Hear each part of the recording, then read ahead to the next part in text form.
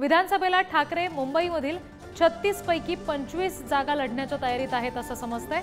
बालेकिल्ला मुंबईमधील बहुतांश जागा आपल्याकडे ठेवण्यासाठी ठाकरे गट आग्रही आहे। काँग्रेस आणि राष्ट्रवादी सोबत काही जागांवर अदलाबदली केली जाणार असं समजतंय। सध्या मुंबईमध्ये ठाकरेंकडे 8 आमदार आहेत आणि शिंदेंचे 6 आमदार आहेत।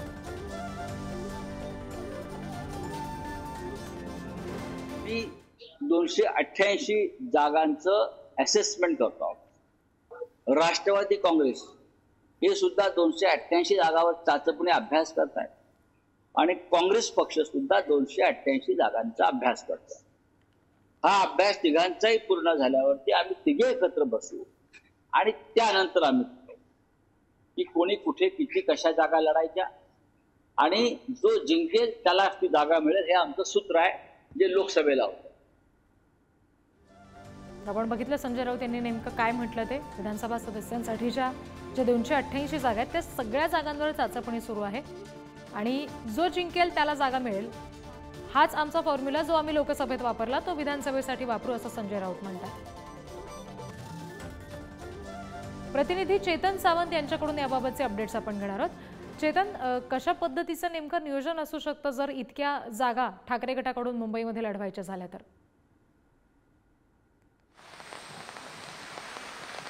नक्कीच आपण जर पाहिलं असेल यापूर्वी तर भाजप आणि ठाकरेंची शिवसेना यांनी युतीमध्ये ज्या जागा जिंकल्या होत्या या जागेंवर पुन्हा एकदा ठाकरेंची शिवसेना ही क्लेम करणार आहे।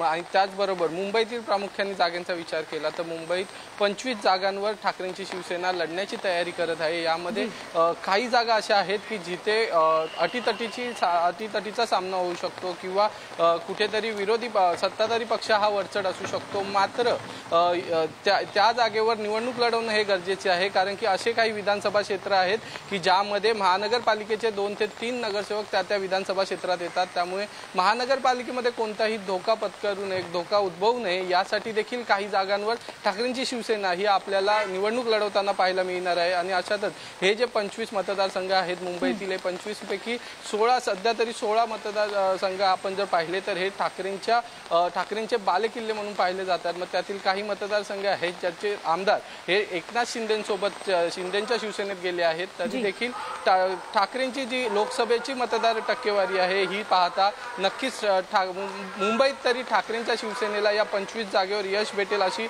अपेक्षा आहे। आणि यातूनच ठाकरेंची शिवसेना ही महाविकास आघाडीमध्ये 36 पैकी 25 जागा मुंबईतील या निवडणुकीसाठी विधानसभा निवडणुकीसाठी मागतील अशी देखील सूत्रांची माहिती आहे।